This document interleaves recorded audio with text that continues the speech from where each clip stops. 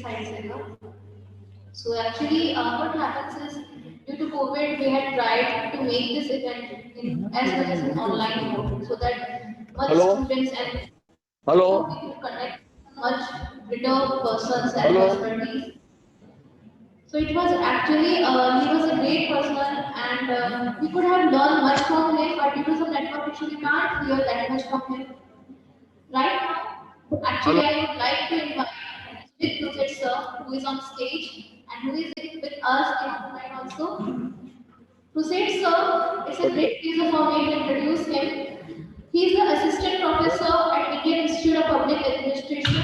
He was awarded with scholarship on IPR and development in contemporary times from IIPA and Geneva in 2007.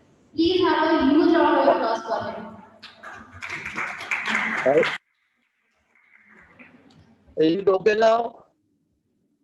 Hello? Some dislocation. Hello?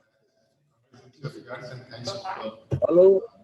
Thanks to Director of this institute, Sri Deepak Goyal, for extending an invitation to me. Among these speakers and all the dignitaries, including all people from abroad. And it's very nice to meet all of you youngsters, the future leaders of this country. And it's always been a privilege to speak to you because of the nature of this spark in your brains and different inquisitiveness. That's the most important thing. Today is the 14th anniversary of my teaching career. 14 years back, I started my teaching career.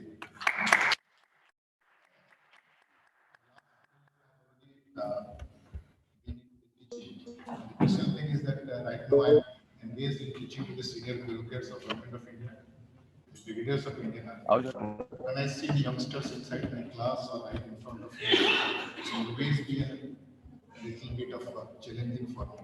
I would always try, always expect, rather I would always prefer to drop into any classroom whereas students like all of you are around. So let's start these sessions. We are already taking the schedule. We have already started speakers. We have already spoken. Mr. Ketan has already spoken. Professor Padi has already spoken. The question is the title of the session itself starts many questions. The very first question it starts that the reimagination of the future of higher education. All of you are in the university system. The university system always starts with something called inquisitiveness. Before coming into the university system, all of you are in a school system. School system is just based on rotation. So the university system expects you to put questions. You need to question, you need not expect, rather you need not accept anything that is being told you from your teacher. That is the beginning of a university system. So right now, that is the beginning of the new education policy, 2020. Means it expects the Indian students, those who are going to be the future leaders.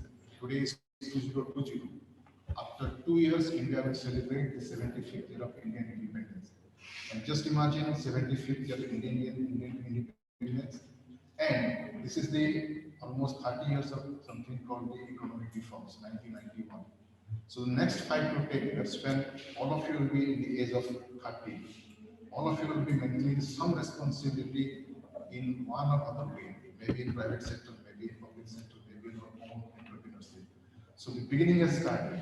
So this is the new imagination of new education policy, reimagination of India's future.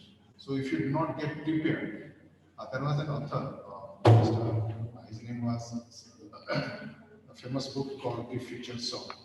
The future song is the author is speaking that if you are not prepared for the future, you will get shocked from the future. That is called the future song.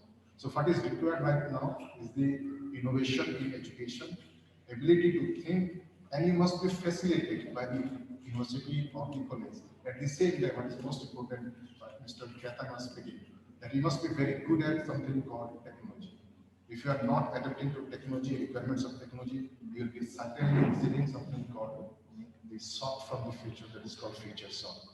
So for the next 10 years or the 1 decade, it's very, very crucial for each of us.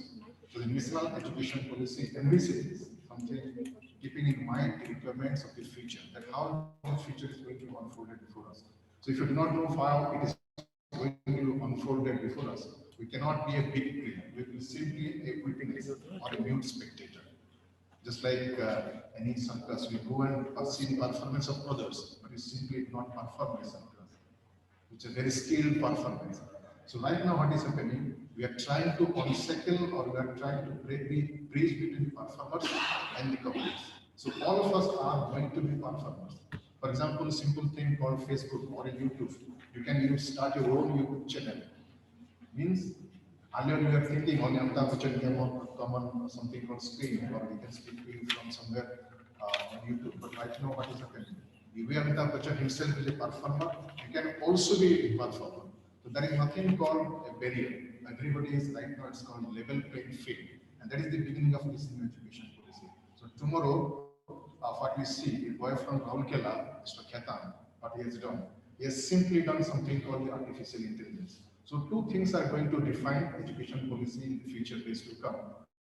One is your artificial intelligence. For example, the moment you get up in the morning or the moment you go to bed, before going to bed, what you do? You simply look at two things. One is WhatsApp, another is Facebook. And the moment you switch on your WhatsApp or Facebook, whatever you do, whenever you go for a typing in WhatsApp or Facebook, what happens? Something comes from on your screen based on your previous typings. What is that? That is called artificial intelligence. So tomorrow machines will be more intelligent. So in order to guide an intelligent machine, we need to be more intelligent. So what Mr. Khaitan has done, so they have applied those things to solve the perennial problems of public policy in India as well as in the world. And the new education policy envisages this one, that each of us student must be in position to be a change maker, to be a solution provider, not necessarily part of the government system. Mr. Khaitan today is part of the Nobel Prize, destined Nobel Prize. So Nobel Prize is not necessarily recognition, it's simply a platform for me to develop something new. So new education policy is thinking about something called the critical thinking, that you must be in a position to take on the world. And second most important question is that in the next 10 years, what is going to be unfolded before, including me, you, and everyone, is something called the Industrial Revolution 4.0. Till now, whatever we have seen, right from 17th century to right now, different forms of industrial revolution, 1, 2, 3. And right now it's artificial intelligence, new industrial revolution 4.0. It's going to be unfolded. Rather, it has started unfolding before us. So if you are not prepared, we'll be simply lagging behind, we'll be simply a witness to that fun. We'll be simply a clapper, unless until you perform. So right now what is happening, which Professor Padi was also speaking, that India is trying to make something stride into that one with simple strategic thinking. That what is going to be unfolded before us next 10 years down the line. So that question is that you must prepare foundation. The foundation is education itself. So if you want to be a Vishwaguru, what Swami Vivekananda used to say, it's maybe a simple slogan, but if you need to be a Vishwaguru literally, you have to start from education. And start from education, which is a future ready. Simple, for example, today we are speaking that we are going to spend 6% of GDP in education. But speaking from a pragmatic aspect of public policy, far from a get the money, it's already a COVID affected economy, and economy is reviving, economy will come to a very normal level after 1 year, 6 months to 1 year, then you will go to spend 6% of GDP. So if you start many questions, the moment you start to Google, you can start the question that which are the countries which are spending more than 6% of their GDP into education. We'll find out only a handful of countries. So right now India is a big country, a big player in terms of education. So remember one thing, first thing is that economic reform has started. Second thing is that information revolution has taken places. And India is trying to look at the future. So question is that how do you get prepared yourself? Unless you look at the future, how it's going to unfold. So first thing is that is going to be prepare the education. For example, all of you are pursuing right now 3-year education in your graduation. That's going to be simply shifted. It's going to be simply eradicated. New form is called 4-year education in graduation. You can take it. You can opt for any questions or any streams which you already like. You can opt out from your stream at any point of time. For example, if you complete one first year, then if you want to exit, then you will be awarded with something called a certificate course. Next 1 year, second year, then it will be something with integrated certificate course. Question is, they want to provoke your critical thinking in any level, be it fashion, be it your filmmaking, be it film watching, be it sports, be it simply watching the sports. You can create money. But this question is right now, they're trying to integrate something called education, critical thinking, and entrepreneurship.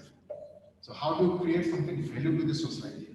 So in my era, we are simply writing, we are just simply mugging off and preparing for the exam. So thinking beyond exam is right now the most important factor of this new education policy. So education, entrepreneurship, and critical thinking are linked, and to the four-year education system, and all over the world, these changes are taking place. Next question is the complete 5 points. The 5 points is, first thing is that new education, 4-year, the first one. Second is something called 6% of GDP. And third one is most important, that is called completely doing away with something called Masters of Philosophy, MPhil degree. So what will happen, that during your graduation itself, you have to start something called research in your own area of interest. For example, if I am pursuing a course in political science, I may not be pursuing in political science. I have an interest in something called artificial intelligence on YouTube. I can do research, and I'll be influenced. Today, you see those people who are very successful. For example, the thing that you use early in the morning, it's called Facebook. Mark Zuckerberg is not even a graduate. Bill Gates is not even a graduate. But the question they're fighting, they become successful. They are successful because their system allowed them to go for something called critical thinking and making it realize. So that is the requirement which new education policy is going to do. Means being a facilitator. People like Professor Kota, Dr. Sri Goyal Sahab here, they will facilitate your critical thinking. So not necessarily in the predetermined way you have to work. You have to start your own road. You have to start building your own road. That is the beauty of new education policy. Next question is that where do you land up after 4 years? You will be simply graduate, or you will be simply entrepreneurship, having been able to employ more than 50 people inside your classroom. Today, if you remember one gentleman, Mr. Fadia, so all of you must have heard his name, Ankit Fadia, a boy from DPS, Arkepuram, New Delhi, not even a graduate, simple postal student. But he is the security provider to Microsoft, he is the security provider to Facebook, and he is the security advisor to something called the US government. And his salary is, he has to write. He is given a blank check, he writes his own salary. Ankit Fadia, he conducts an examination called Ankit Fadia Certification Course in Ethical Thinking. For example, Pakistan is trying to hack India government's website, China is trying to do. He provides the firewall all around. So that is called the beauty of education. So basically, try to think critical way, at the same time go for entrepreneurship, that is the way out. And most important question is that they are trying to promote something called education in your local language. Still 5th class, you have to start in your own language. The mother tongue is very important. And what is happening, that they are trying to make India what is going to unfold at least in the year 2040. So new education policy is starting in 2020, 20 years game where India will be. So when you look at the statistics right now, more than 1,000 higher educations are there, institutions are there. Only 50 to 54 are central universities, 391 are private universities, 491 are private universities, 391 are only state universities, and only 41 are the national institution of importance, like the IITs, IIMs, banks. And the success behind the national institution of importance are the facilities called critical thinking of the students. I should not boast our here that I teach at, I started my career at National Law Institute, Bangalore. Then I'm a PhD professor at IIM. Just to share certain information. As a teacher, when I go inside the classroom, I'm evaluated based on 21 difficult parameters. So just a teacher, whatever I want to speak inside the class, it's not possible. I have to be evaluated. Do we evaluate Sujit Kumar Pruseth, whether he has played very well or not? Whether Amitabh Bachchan has performed on the screen or not? Same way, the teacher has to be evaluated. And the students are going to be empowered. because the teacher has to also innovate himself, how to improve his teaching, either through new innovation, application of technology, and what is most important thing is that India's ranking in terms of research, which none of the teachers, I must accept the fact that we do not encourage ourselves, research in ourselves. So unless and until a teacher does research, his thinking, his teaching will be always something called prehistoric. For example, inside the classroom today, there are 100 people who are very good at Google. You can search anything. But the teacher is a teacher if I am not good at technology. There will be a complete mismatch between the teacher and student.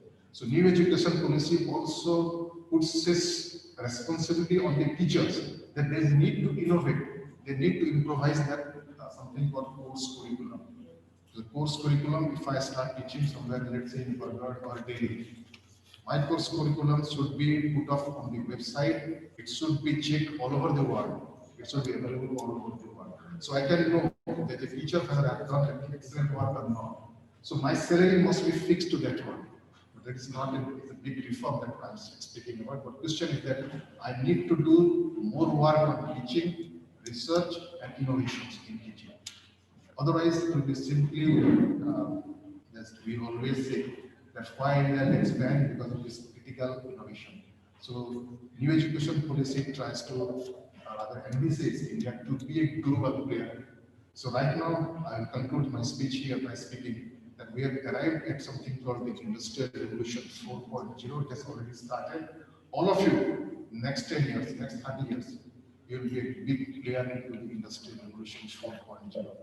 Next question is that where India will be in the next couple of 3 to 4 years, when India will be celebrating 75th year of its independence.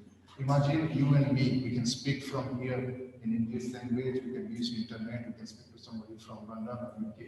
But there are some people in this country, just 100 kilometers from here, they do not know what education is.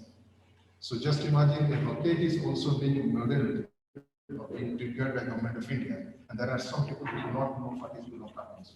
So it's a big responsibility on a country like India to prepare this country in a very inclusive manner. That's a big challenge for new education policy. We have to re-strategize those things, that how to make it more inclusive. Or else what will happen? Some people will land off in moon, and some people may not even think about it. This is the biggest challenge for new policy, hopefully government of India goes one. And what is most important is that question of employability. That's a big question also for every teacher, every students, every parents. So we need to more innovate into this one, how to make, because population will be rising. India will be one of the big countries that have too much population. So let's start thinking about the future, get ready for the future. That is the basic element of education policy. 6% of GDP may not be sufficient for a country like India. It has to be more in terms of allocation of funding. Second is the strategic thinking, strategic building of infrastructure. We are very happy that district like Bardot has infrastructure like this college, Imperial College, having a good auditorium and a free scientific instrument here. So in future also you require to do every single institution of this country. Otherwise, the big dream will be a simple big dream. We may try to make a big leap towards the future, but the jump may not even start. So that's some of the key policy challenges. And I convey my sincere thanks to organizers, Goelji, and all of you to be making me invited here and speaking before my sharing my views over here. I convey sincere thanks for all the participants here also. And I sincerely convey my sincere thanks for being with me and patiently listening to me. All the best to all of you. Be safe. Thank you very much.